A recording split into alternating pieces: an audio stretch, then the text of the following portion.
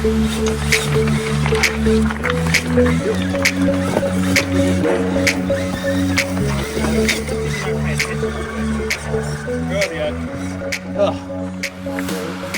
Carbon couldn't get up there. Remind me that we go actual four-wheel driving with this man. Yeah. Well, you've seen my RGT Intruder review, and you've seen my modification video. This video is coming to you the day after comp day, and I took this and I competed with it at a local comp, and I ran this in WRCCA Scale 1, which is roughly equivalent to your Sorka Class 1.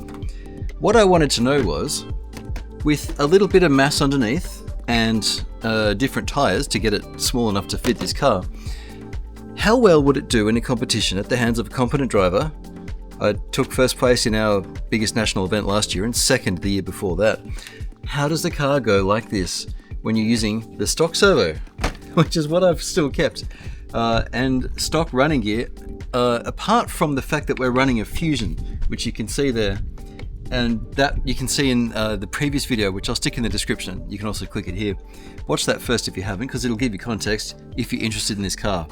Now, I had to make a few other changes to this car to get its points as high as possible, because our comps have scaled points. So adding wipers, which are 3D printed, having at least a winch, and I've got an Enduro servo winch there, and another one on the back, which you can see in my last video.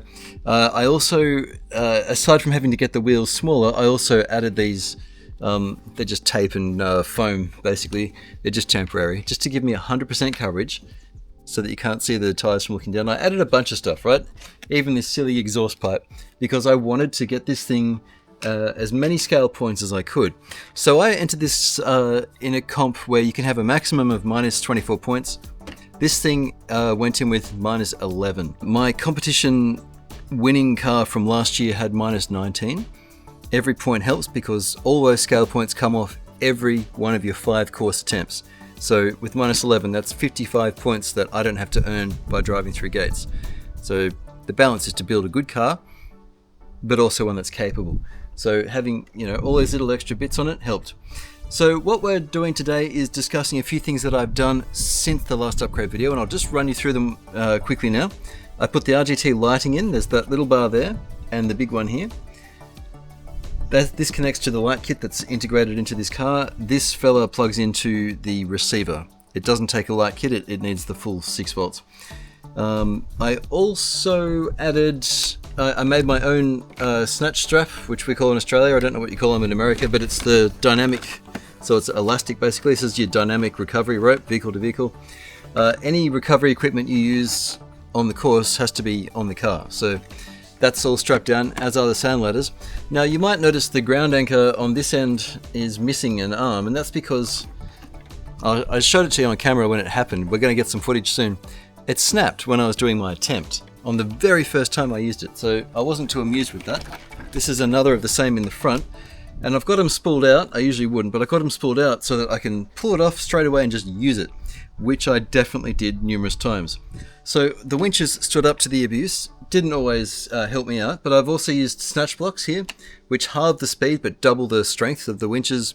That's why I've used them, just to really double what the winches can do. So we had that. The other thing to show you is something that you won't see anywhere else, because I made them just for this car, and I'm going to share them for free on RC-TNT.com, and that is, I made some wheel wells. They're red because I felt like it. They've got black on the inside, but you can just do them all black or all whatever color you like. These are freely downloadable from my website, so go to RC-TNT.com and you can get them. They're designed to bolt straight onto this car, so if you want wheel wells, there you go.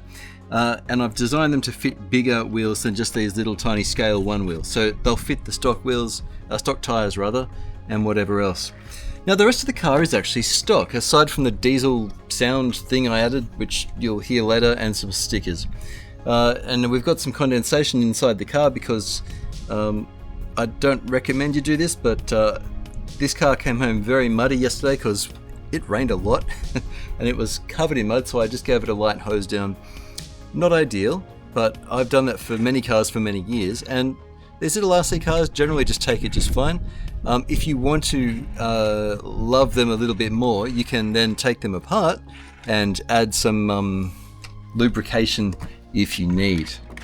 Now this car got quite wet. This was even during competition. All these little links here, I'll take a photo actually. It's easier than showing you on camera, but there's surface rust on everything. Even the links have it. So one thing you can do when you've got surface rust on everything like this is to get an old toothbrush, get some light machine oil, and you just put a drop in there and then just scrub it with the toothbrush and rotate stuff.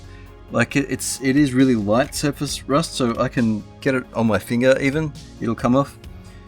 Really you want it on the moving parts, like in the metal parts of these drive shafts. That'll keep things running smoothly. Right, well let's get to the single course that I had help with filming. This particular course attempt wasn't my best, but the whole thing didn't go particularly well. I did have trouble, this being a shorter wheelbase, but it still went actually pretty alright. The servo was a bit slow, but it was strong enough. Here, I'll show you a run, we'll have a look at that, and then I'll come back and tell you what I think. Yep.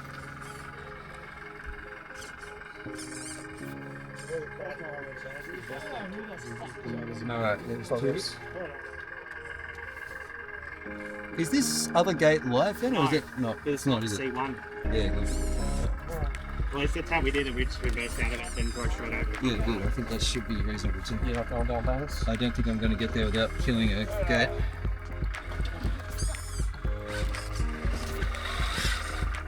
Hang on. This one's not working. The light's on. Reverse again. That's heavy, that, wasn't it? Fucking well. Well, I'm nearly on that.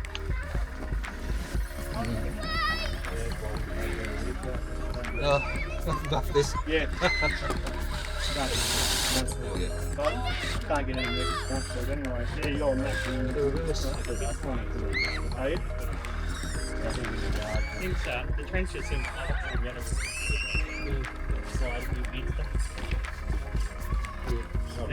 Still going to hit. I don't want that. You reach forward, just pull the front up. Yeah, I thought I'd just bring the back around.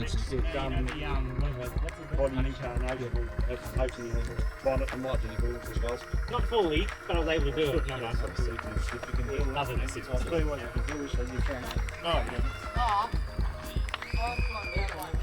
Jeez, come on, grab. We're not having a good day in the office here. Down by your 2 marker. Down by the 2 marker. Oh yeah. I just want to bring the button around. Oh, okay. So the canvas, I'm getting size. Just come over here. Yeah, it won't reach. I'll over the There we go.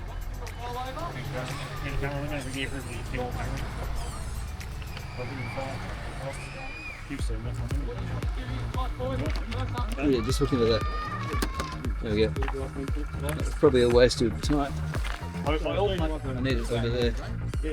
Oh no, we're good, we're good. Look at that. Good. It had a millimetre in it. Okay, so we can use a faster servo, but you can still do it, it's just slow-mo. Kiss the marker. You're coming around where I am here, aren't you? Yeah. Was that marker? Or? I hit 4. We gonna get around that? Yeah, Josh. Alright, 5. I wonder if I can get it like that.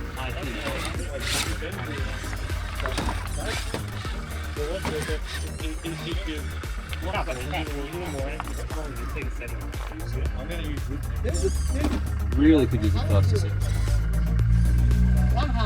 Yeah. Is that 3 that which is the front trench? Yeah, 2, 3. That 4 up. Oh. Okay, so there's driving here on the telephone. World's most dangerous winch.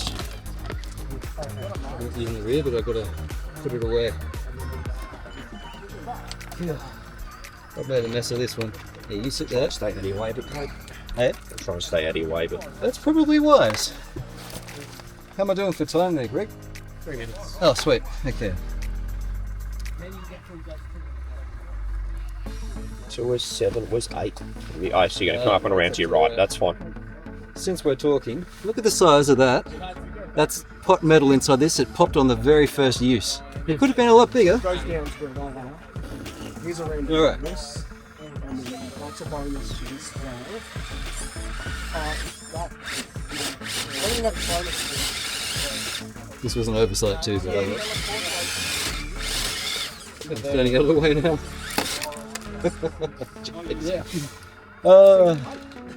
It's just one of those drives today. Yeah, we'll talk about rocks, mirrors, and service. So you're about 230 worth. Okay, thanks. No, the white bonus is this. And points? Sorry, do I have... I can't afford another market Points gun. on 35. Gotcha. Oh, My winch away. so bonus is bonus. I don't know if that makes sense or not, but... Alright, 1, 2, I'm not getting 4, this, I don't think. 5, 6, 7, 8. Oh, yeah. One bonus going down. Oh no! Bit of rock. We can recover it, but I don't know if I'm DNF'd or not. 36. Oh, no way! Yeah. Okay, look at the thing. I do have time, right? 2 minutes. Yes. Oh, we'll have this. How about that? Reposition, Craig. I'm loving these trenches in the wet. Stock foams and all. Alright. 36, eh? I thought for sure it was over. Nice. Right down and rip it off, yeah.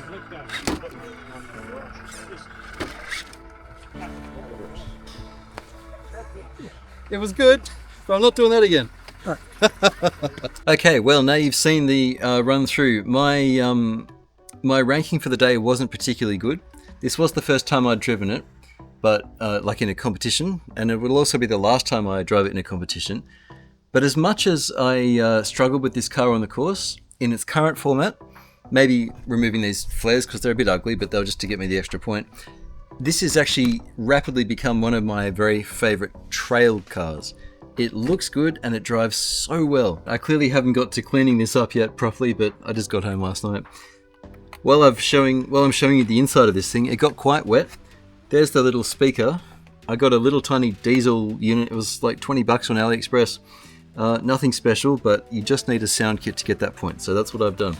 So we'll set the body aside right now. It's actually survived very well indeed. And I'll rip off these flares now that I'm done with them.